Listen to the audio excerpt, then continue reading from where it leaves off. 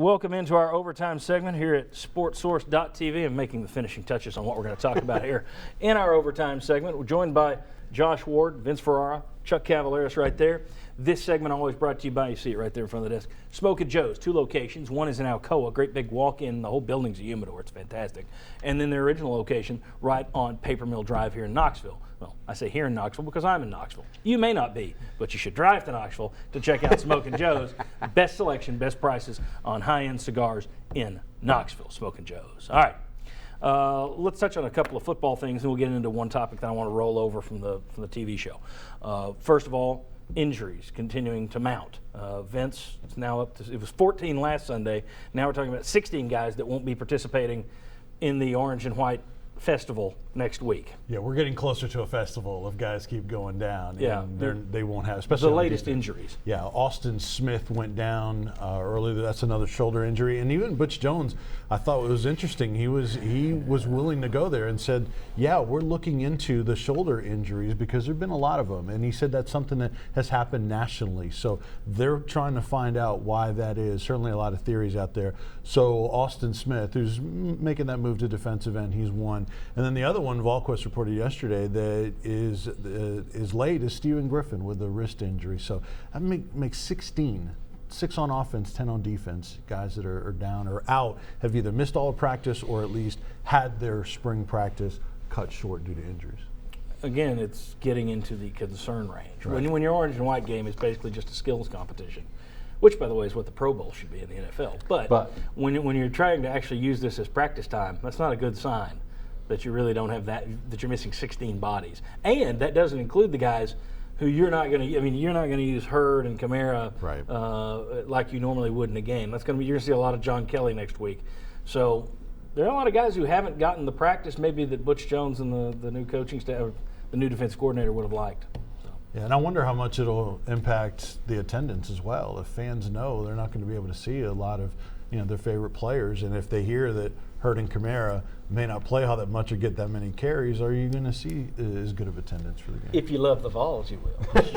And during the main show, we talked about what's the biggest threat to Tennessee, whether it's opponents, injuries, coaching, and I put injuries number one. I think some others did as well. And one reason was because injuries are already a concern. So if you're coming out of the spring, heading toward the season, you've been dealing with injuries.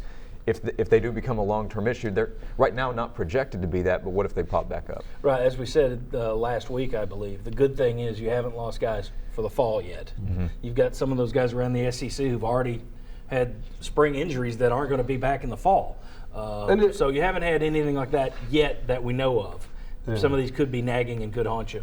At some point, don't you sit down and say, Coach, is it really worth it? I mean, what are we trying to gain here, the risk-reward? I don't think it is. I don't like seeing Tennessee players knocking other Tennessee players out with serious injuries. Well, see, here's the thing, though. You get in. We've discussed this one as well. You go back in history. Mark Richt, before his one losing season at Georgia, he said we had too many injuries in spring last year, so we're not going to hit as much in the spring. They go out and they stink that year, and he goes back to hitting. That was the only example I had seen. When you hit less in spring, your team doesn't do as well in the SEC. However, Gary Pinkel went the other way, and I was sure, that was when I was doing the CSS stuff in Atlanta, I must have said 10 times, well, we've seen how this plays out. They're not going to be good because they're not hitting. They go out and win the East. Now, granted, the East has been down, but still, you could look at it 2 ways. It didn't hurt Missouri not to be hitting out there. It did hurt Georgia not to be hitting. So whether or not you decide, let's protect our guys or let's go all in, you can always look at the other way. And they're trying to find that happy medium there. There's times where they'll go live except for the quarterbacks. There's times where normally they would be live and they'll thud. So they're doing it a lot of different ways. And another factor is that's a new that's a term that just popped up in the last couple of years. Well, we may thud. It's become a bigger deal. It's in that throw game category. Yeah, exactly. The new phrases. But out of all those injuries, 5 of them are projected starters from my standpoint. So some of them are starters. Others are guys that are a little bit farther down the depth chart as well. Another thing to remember, I don't know if there's a big impact or any impact. They have a change with their strength program. Dave Lawson's not running the football strength program, so there will be some kind of change through the rest of the offseason and summer. Let me get into something we talked about in the show today, and Chuck, I'll start with you. I will say to everyone here, while we're online, I don't want to be naming any names. If we're talking about scandals or things we've seen, let's go with just I saw this once rather than names of anybody. But I mentioned the Tyler Summit thing. I thought it was a concern when he was hired that you're taking someone that young, putting him in a locker room with members of the opposite sex who are basically the same age. When I was 23 working in television at another station here in town, you don't mess around in your workplace. Yeah, right. That's all any of us did, all right? It was just, you sit there and wait for the interns to come in. So I can sit there and I understand this temptation. And when I was 23, I knew the rule, but come on, you're 23. So my question is, if you're an athletic director, do you now think twice, okay, I got a women's basketball team here. I got a good female applicant, got a good male applicant. They're both 23, about the same age as the players. Are you giving any second thought to hiring the man? Or do you still say, whoever the best coach is? Knowing this environment, you can't cover things up these days, I would give a second thought to hiring the man. But isn't that a Title IX violation? Yeah. To not hire somebody because only of their if you gender? say so. Only if you come out and tell them that. I tell them you weren't the best qualified. Sometimes, John, I think things happen too soon. And in high school, you have a lot of male coaches on girls. So, at least you have that happen. I was one of the ones back then that kind of said when Tyler was hired, and I think the world of Tyler, and I think the world of the Summit family. But if his name had been Tyler Smith, and if his resume had been presented, and if it's not Louisiana Tech that has a world of respect for Pat, he never gets that job. So yeah, I think it's more about the age and experience, and I think of that more than just if it's a man, coaching a woman's team. Well, and again, as pointed, you can have women mess around with women, or if you're on the men's side, you could have men mess around with men. And it's a different day and age in terms of what stuff that goes on. And the last thing, I want the best candidate for the job. I don't know, if I'm an athletic director and my butt's in the sling, what do we do in this world? It's self-preservation. So am I going to sit there and think, am I giving myself a headache down the road? This is just an extra temptation that wouldn't be there. I give it a second thought. All right, guys, do you let that play any role, the sex of a candidate? Well, for young coaches, I don't know how you couldn't. I think what happened this past week with Tyler Summit is a setback for young male coaches if they are trying to get into coaching in the women's game or advance. It's a unique situation because he did get that job largely, or I guess maybe all because of his last name. Sure. So you're not going to have 23-year-old male head coaches at that level. So there's a power that came with that position. But with young coaches, because of this, especially with it being recently happening, how could you not think about it? But because Tyler Summit really messed this opportunity up, even though other candidates wouldn't have that last name, I think they may be more open to giving those guys, those young coaches, male or females, more of an opportunity. And I think this hurts them now. I think they're less likely to do that. I wouldn't have the hesitation in terms of the sex, but because of the inexperience now, and this is a setback with Tyler Summit for other young coaches. Well, I think that's part of it. But again, at the high school levels where you see more of it. And here's the thing: I would, if it were me as an athletic director or high school principal, to protect my own butt, I would try, even though it could backfire the other way too. Not my butt, but it's online. I can say that it's a joke. But I would look at it and say, I'm hiring. If it's a women's team, I'm hiring a woman. If it's a men's team, I'm hiring a man. But in high schools, you see a lot of the guys coaching women. You never see, this is a reverse sex thing. You see men coaching women all the time. You never see women coaching men.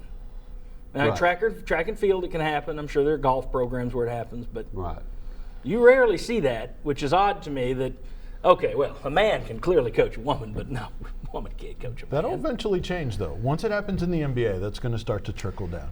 If it never happened with Pat Summit, I don't know what woman's going to get to that level that she'll get the chance. But you're right. At some point, probably someone will. And if you're an athletic director that was looking to make a flashy hire and attract a lot of attention to it was one of the top programs in the country, Louisiana Tech, that was a pretty good hire at that time. Yeah. To get all of that recognition and publicity because it had the name Pat Summit attached to it. Now there are going to be people that, because I already got hit over this on Twitter, that you're just taking up for Tyler Summit. No, Tyler Summit is just the story that gets us into this. I'm not.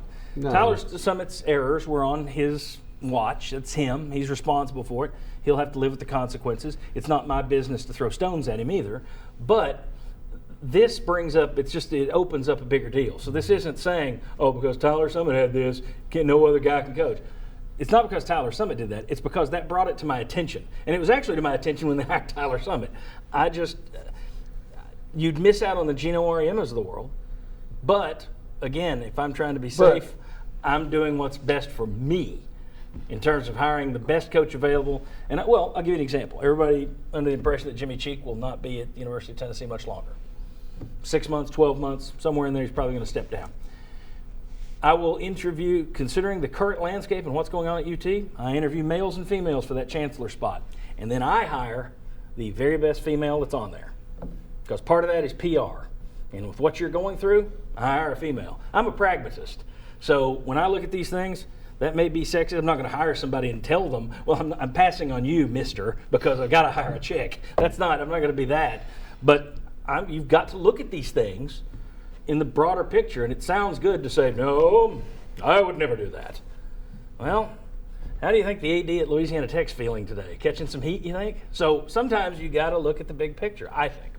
Just me. Well, something that also makes it difficult is with the story of Tyler, young and you never know, but and the youth is huge. So many people that knew, I don't know Tyler personally, but so many people here do, of course, and the reaction every time from somebody I talked to was, I'm so stunned. I never would have thought this would happen with Tyler. And we don't know, and rarely am I stunned with stories in sports. I mean, we've seen everything almost. This one really did surprise me. So if Tyler Summit, who you look at him and his character and everything that is with his background, if it can happen with him, it could happen with anybody if you're somebody that's hiring. Well, that's the key. I think it can happen with anybody. You see enough of these polls and surveys that show that most people are cheating around, messing around. People have been screwing for a lot of years. That's not a new phenomenon. So if I've got something where I'm taking somebody that's almost the exact same age as the players and they're opposite sexes, that plays into my thinking. May not mean that I don't hire the guy, but I'm going to think about it. You hope you have a great female candidate. Exactly. You hope you find the perfect female candidate. female It's also the first year ever that all 4 Final Four teams in the women's game were coached by men. Yeah. So the AD is also going to look for the coach that can win the most games. Yeah. Vince, you can close it up. Tell me I'm wrong. No, Beat me up. No, I don't think so. I think there's certainly validity in what you're talking about, but I think it goes back to the age more than anything else. I think it's a huge part of it. Yeah. Agreed. I'm more talking about guys that are starting out. Right. So especially, and the problem is, that's the guys in high school. Because that's where guys are starting. And I would argue that a 23-year-old was not qualified to be a head coach of a Division I program, no matter what his name was. Agreed. Yeah, I think that's obvious now. Hard to argue that one now. All right. Chuck Cavaleris, Vince Ferrara, Josh Ward, thank you all very much. We'll see you next Sunday at 11 on Channel 6. We won't say half the things that we say here online. It'll be a very clean and fun show. Next Sunday at 11 as we talk about the Orange and White Festival, as it is. Not a game, it's a festival. See you next week.